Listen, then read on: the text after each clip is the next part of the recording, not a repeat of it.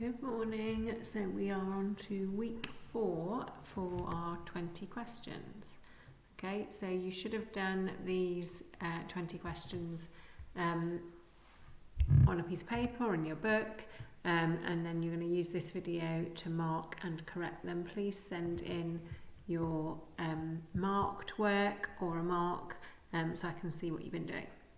Okay, so we're multiplying a mixed number and a fraction, so we have to turn that mixed number first of all into a top-heavy fraction. So we've got 3 wholes, and if I split that into halves, that gives me 6 halves, but I've got an extra half there, so we've got 7 halves, so 7 over 2, and I'm multiplying that by 2/3.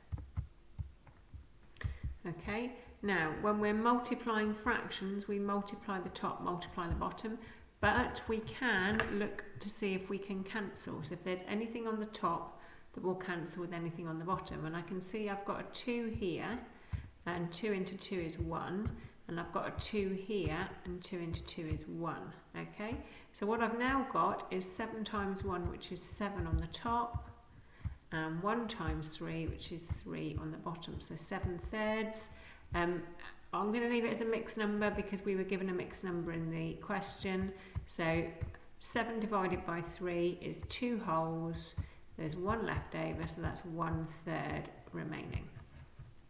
Similar here, we've got to get these 2 mixed numbers into top-heavy fractions. So 1 whole would be 7/7, and I've got 1 more, so that's 8/7. And then 1 whole would be 2 halves, and I've got 1 more, so that's 3 halves. Okay, so I've got 8/7 times 3 over 2. So again, I'm looking for common factors. Is there anything on the top I can cancel with anything on the bottom? And I can see that 8 and 2 have a common factor. So 2's into 8 go 4, and 2's into 2 go 1. So on the top, I've got 4 times 3, which is 12. And on the bottom, I've got 7 times 1, which is 7. So 12/7, well, 7 into 12 goes once, and we have 5 remaining, so it's 5/7. Okay, here we're simplifying. So remember, I deal with the numbers first. So I've got 3 times 5 to start with, and then I've got x to the 5 times x to the 3. Okay, so 3 5s are 15, and then x to the 5 times x to the 3. Well, this is 5 x's multiplied together, this is 3 x's multiplied together, so altogether I've got 8 x's multiplied together, so that's x to the 8. Here we're dividing, so I'm going to write it as a fraction. 12x to the 4 divided by 4x to the 3.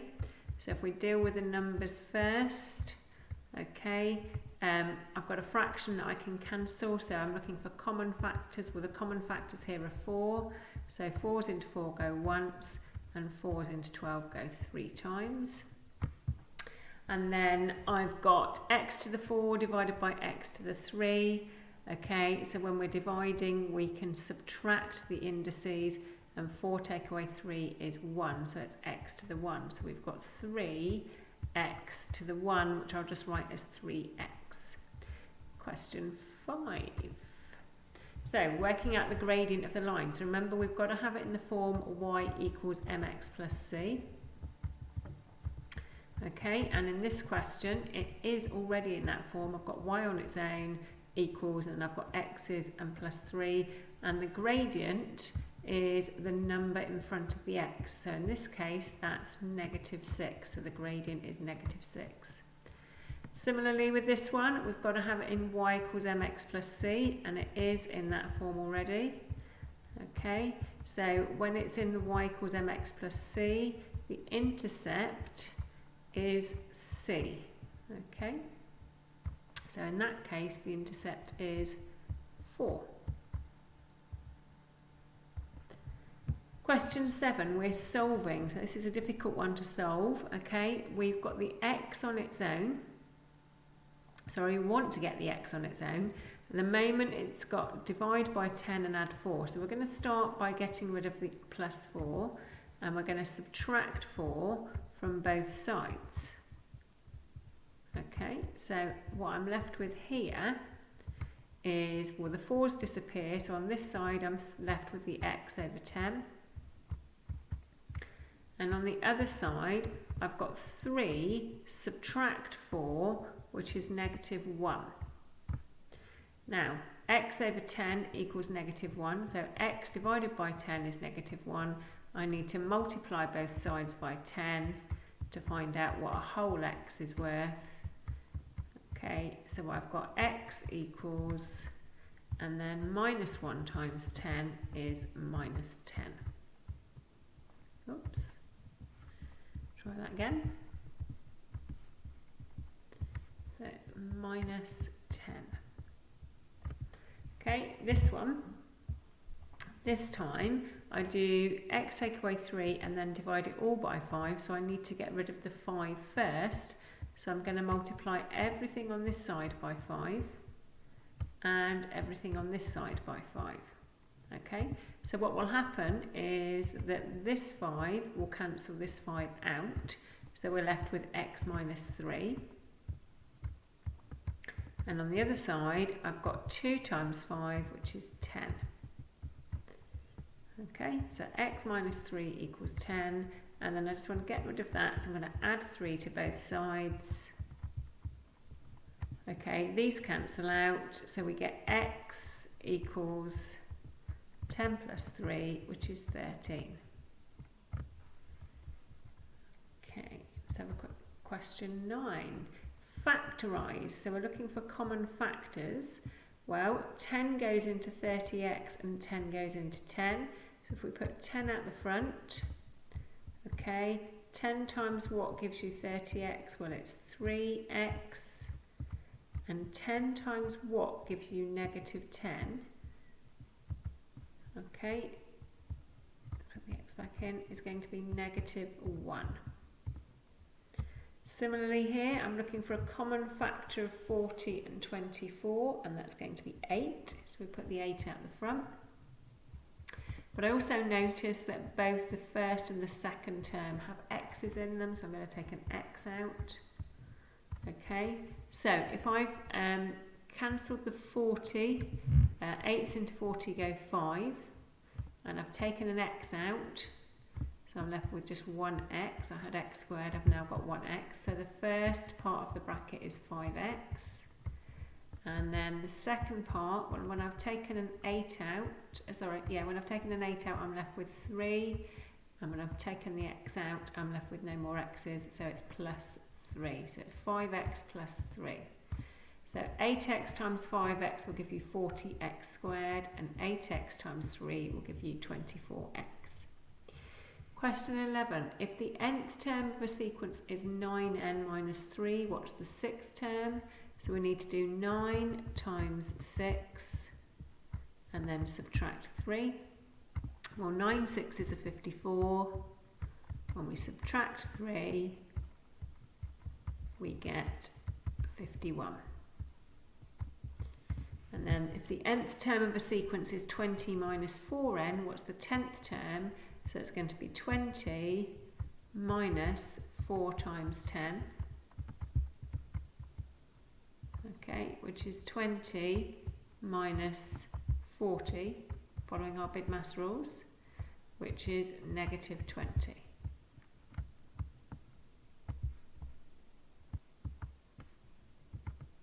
Okay, so question 13, we're asked to round this number correct to 1 decimal place. So we've got 420.86. Now I need to round to 1 decimal place. So although there are more decimal places there, I don't need to know what they are. I only need to know the first decimal place and the second decimal place in order to help me round. So first decimal place is the first number after the decimal point. So this is where I'm going to cut off here. Okay, so I need to look and see is that number closer to 420.8 or is it closer to 420.9? Well, because the 6 here, the next number is over 5, this is actually closer to 420.9. so it's rounded to 420.9. This one we're rounding to 2 decimal places, so I've got 18.483. So 2 decimal places means 2 numbers after the decimal point, so I'm going to cut off here. So is this closer to 18.48 or is it closer to 18.49? Well, the 3 here is below 5, so we know this is closer to 18.48, so to 2 decimal places. Now we've got division, okay. So dividing by 26 is going to be difficult, so I might just start by dividing top and bottom, okay, by 2, because remember 2132 divided by 26 is actually a fraction that I can cancel. So if I can divide top and bottom by 2, it will give me a slightly simpler fraction. So let's do the bottom number. 2's into 26 are 13. So that's that one sorted. And then I've got to do 2's into 2 go once. 2's into 1 don't go at all, so I'm going to carry the 1 over to here. 2's into 13 goes 6, remainder 1. And 2's into 12 goes 6. So now I've got to do 1066 divided by 13. You could have written short division out to do that bit, but it's just as easy to do it there. So if we're going to do 1066 divided by 13. Now if you don't know your 13 times table, you might like just to write it out underneath. So we've got 13, 26, 39,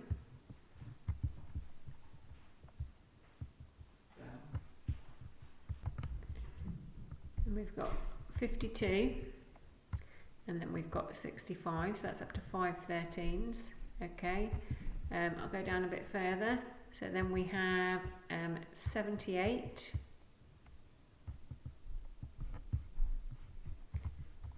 the screen's going to jump a bit, but don't worry, we'll scroll back up. There we go. 78, 91, 104, and 117. Okay, and that's 9 13s. And all I've done is I've just kept adding 13 on all the time. Okay, but you can also look for other patterns. So 2 13s 26, 2 26s are 52, 2 52s are going to give you the 104. Okay, so there's other ways you can work that through as well. So we're going to start here. 13s into 1 don't go, so I'm going to carry that one over here to make 10, but 13s into 10 don't go, so I'm going to carry that 10 to go next to the 6 to give me 106. So 13s into 106, well we've just said that 8 13s are 104, so I'm going to put 8 here. And there's 2 remainder, so we're going to carry that through, and 13 into 26 are 2, so the answer is 82. So you could have done that just by dividing by 26 as well, but again you'd need to write out the 26 times table. Got another one, divide by 26. I'm going to start it the same way. I'm just going to start by dividing by 2, top and bottom first.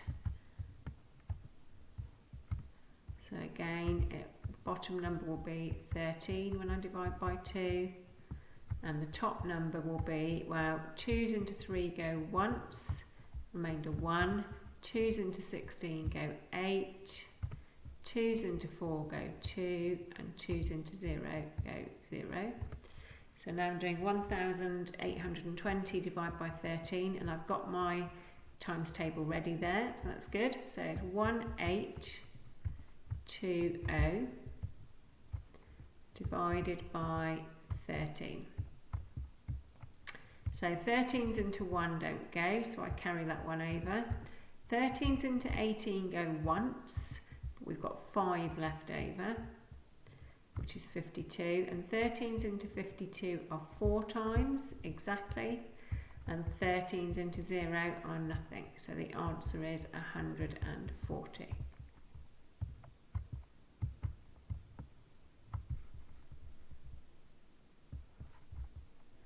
last few questions. So decrease 520 by 15%, sorry.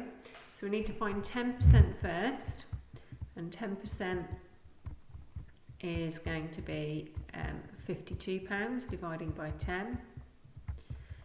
I then need to find 5%, which is half of that. So that's going to be £26. So 15% is going to be adding those together.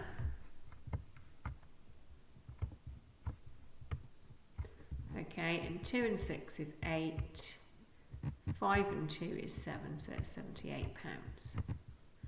Okay, so that's 15%, but I've got to decrease, so I've got to do 520 subtract 78.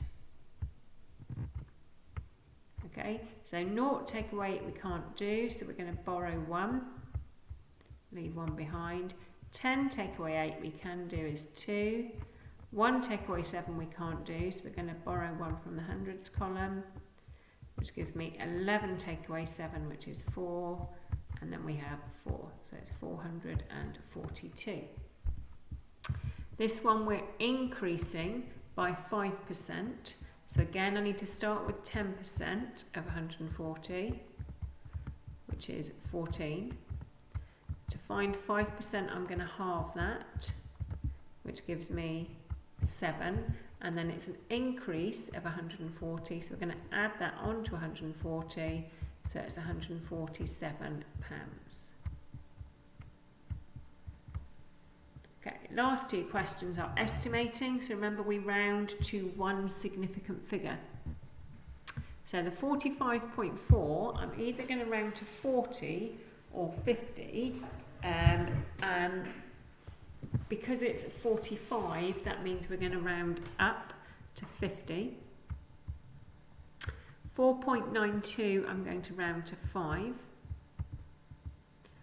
And on the bottom, I've got 5.099, that will round to 5. So I've got 50 plus 5, which is 55 on the top, divided by 5 is going to give me an estimate of 11. And the last one,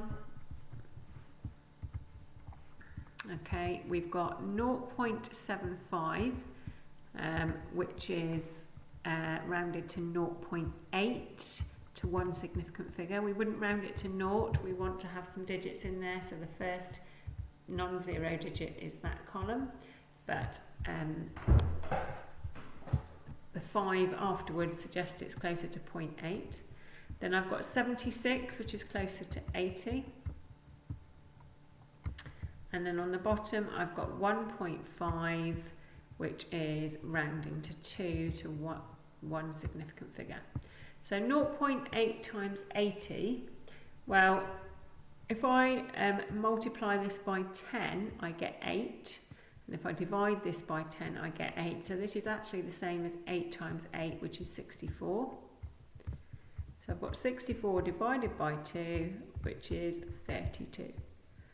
Okay, so make sure you do your corrections and please send me in your marked work.